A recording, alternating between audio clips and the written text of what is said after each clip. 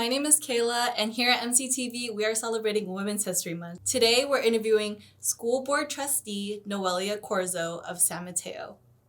My name is Noelia Corzo. I am a board trustee for the San Mateo Foster City School District and a candidate for San Mateo County District Supervisor in District 2. What does Women's History Month mean to you? Women's History Month primarily represents joy for me. I really like the celebration of women's stories. I feel like it should happen all year round.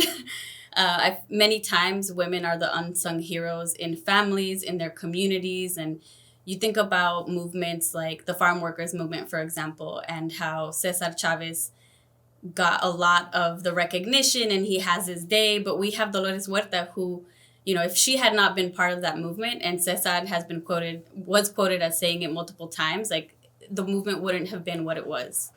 And so we need to really make sure that we celebrate women's stories and their role in history, and that we don't let women be erased in the history that we're even writing now. What does the phrase empower women mean to you, and how do you live this in your daily life? When I think about that phrase, I think it's really easy to just think about the celebrating of stories. And I just shared how that's really meaningful and important. And yet, when I think about what that phrase actually looks like, it's in the not so pretty, public moments when that really happens, right? When someone is struggling and they're having a really hard time in a leadership role or with a project that they're working on, and they need another woman to give them guidance, to lift their spirits, to even cry to. That kind of empowerment and that support is really, it's not always public, right? And it should be, because that's really part of empowering women, is being there for other women in their moments of need, and not just in moments of celebration. It's being there for all of it. So that's what I think about. Who is the most influential woman you know, and how does she inspire you? This is a good question. I was thinking about it a lot. I'm going to say my mom. My mom came to this country to give me a better life, and she absolutely did that. And yet it took me well into adulthood to realize the full extent of her sacrifices and the way that she continues to sacrifice herself for the opportunities that she has given her daughters, right? So when my mom raised me, and she was a single mom, and she was a nanny, and she worked multiple jobs. And to this day, she still, she does a variety of different jobs that are really essential roles in our community. And I don't think she always gets the respect that she deserves for the work that she does, right? So she's had situations that can, in a way, take your dignity.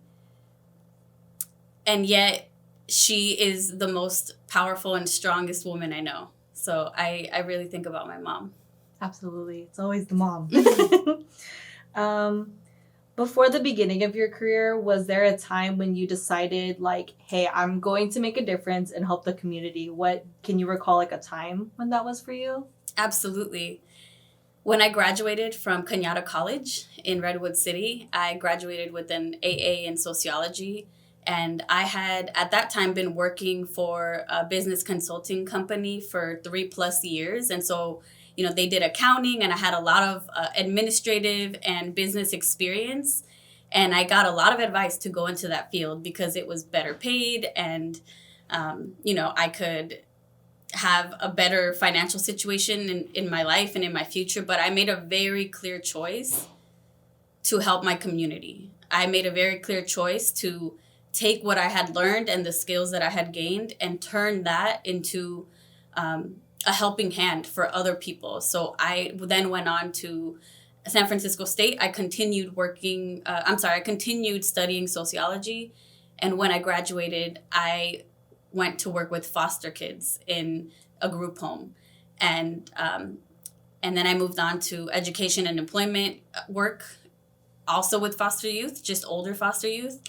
And that that was that was a very clear choice that I made. And even though it wasn't as well paid, I saw it as absolutely critical work that would have an impact on people's lives directly.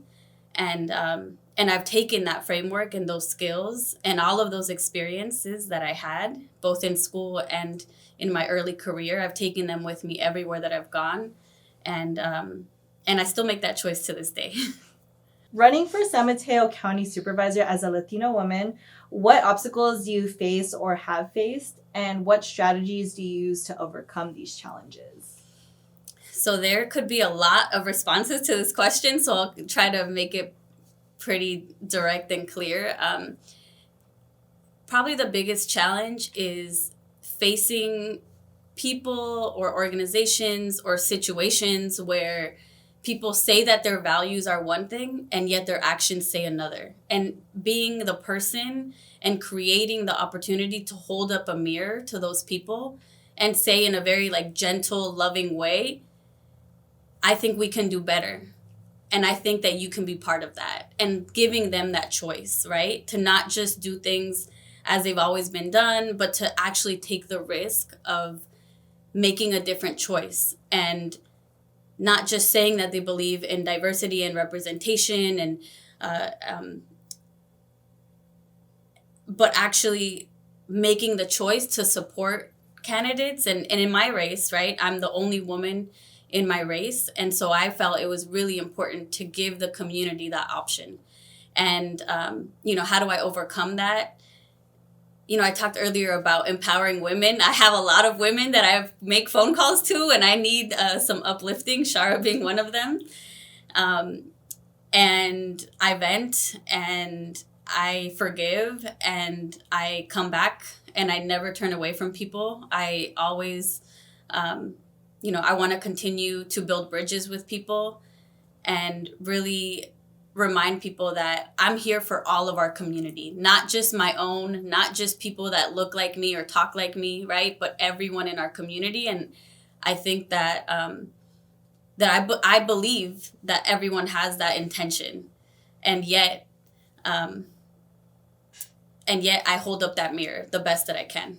So I try to say what I need to say in a gentle, loving way, and yet I get passionate and I raise my voice a little bit sometimes. And when I don't agree, I say that. And I trust that my relationship, specifically on my board, I trust that my relationship with everyone will endure, and that people won't take things personally. And I want to dig into those difficult conversations, because I feel like that is where change is made, in the discomfort of difficult conversations, and really challenging each other to think about things from a different perspective, to put aside your own experience and stand in someone else's. And then coming from a historically excluded community, and that's another thing, I think language is really important, right? So saying underrepresented kind of implies that people don't want to be that representation, but we're talking about systems of power and people and communities that have been intentionally excluded from that power and from that representation. And so I model that when I talk, and I do my best to explain from my perspective. And sometimes I have to have one-on-one conversations with people, right? Because in a public setting is not the place where you'll always, have people willing to back down or willing to be vulnerable. And a lot of the work sometimes happens that way, right? Having those vulnerable conversations with people, and calling each other out with love and compassion. Currently, you are in the role of aiding children and adults with developmental disabilities as a social worker in San Mateo County. Do you have a specific story or message that has always stuck with you and drives you to keep helping others? Absolutely. I think about, I'll give you a good example. There have been many situations where I have seen folks try to get the resources that they need. And I've seen it with folks in a pretty rough part of East Palo Alto, and folks in a mansion in Atherton, right? I've seen it all. And destigmatizing the struggles that people face is really important. And so the community and people with disabilities and their families, it's kind of taboo, right? It's kind of taboo to talk about how much what the needs are and what the struggles are, and so I think about, you know, a family that I worked with in East Palo Alto who did not have the right type of chair for the person in their family who was severely disabled. And then I think about, you know, this other family who had an amazing chair. And I'm like, okay, if they can do that and they use these services and CCS and all these other agencies, then like we need to make sure that we are providing the same thing to this family, even though they'll need more support in that work. And so another example was, you know, I had 2 clients, very different financial resources in their families.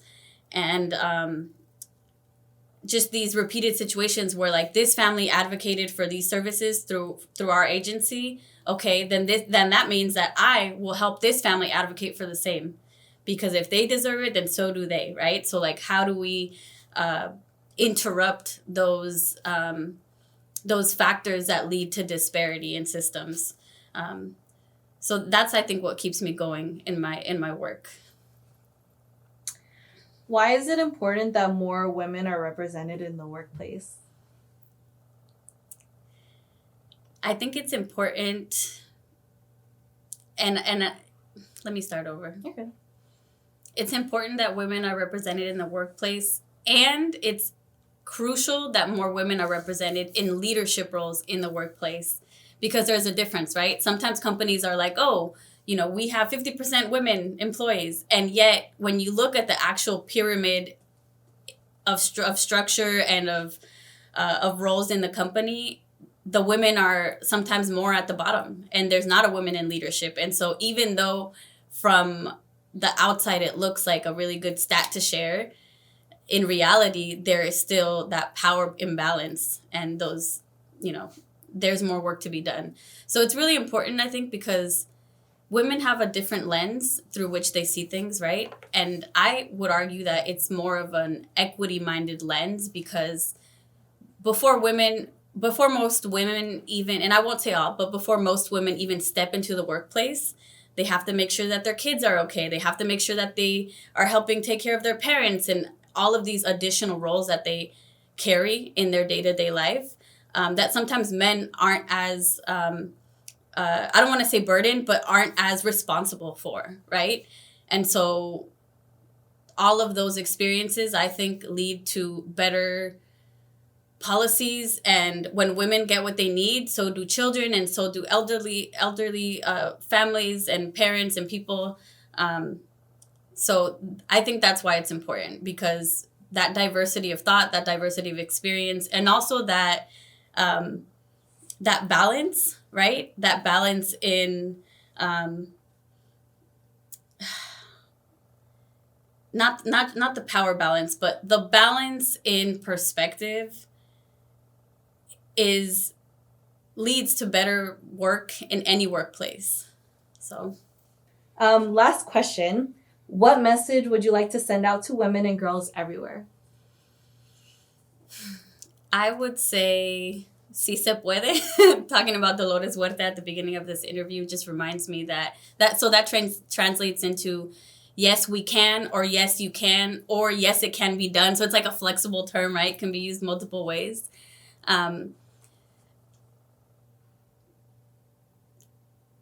It's just important that women own their experiences and not be shamed into thinking, oh, because you have a child. And I'll actually share a little bit about my experience. So when I was at San Francisco State, I became a mom. You know, I started my first semester there 4 months pregnant, and I ended super pregnant. And I remember telling my classmates at the beginning of class, like, oh, I have a surprise for you, but you won't see it until later. And I literally meant see it with my big pregnant belly at school. And so many people in my life told me that because I became a mother, I wouldn't finish school. I wouldn't succeed in life. I wouldn't accomplish everything that they felt like I could accomplish. And I had the right supports, right? And I'm sure a woman had to do with it at some point in history of San Francisco State, right? There's an amazing early childhood education program and an amazing daycare center. And because I was a student, I had access to that. And I had the support that I needed to finish my education. And then I had the support of my family in raising my son to be able to accomplish things in my career and in my political work that I went for, right? And so anytime that there is a goal that you have in mind, just tell yourself, si se puede. Like, yes, it can be done. Yes, I can do it. It might take a little bit longer, but it doesn't mean that it's worth, it doesn't mean that you should give up on it, right? We persevere, and we also, every time that we succeed, we show another woman, another girl, another person that there is a path that they can follow and that other people will give them a helping hand when they need it. So that would be my message. Oh, and let me just share one final quote that I think is super important. I always think about it. It is, if you have come to help me, then you are wasting your time. But if you have come because your liberation is bound up with mine, then let us work together. And that's by Lila Watson. She's an Indigenous leader in Australia. And so I share that quote because it just reminds me that we all really succeed when we work together. Not when we say, oh, I'm going to do this favor for this person, but like, I'm going to empower this person. I'm going to empower this woman, this girl, this person to be their best selves. And part of doing that is showing up as my best self, right? And collaborating. Thank you for watching this MCTV original. To support local production, donate at mctv.tv. Thank you.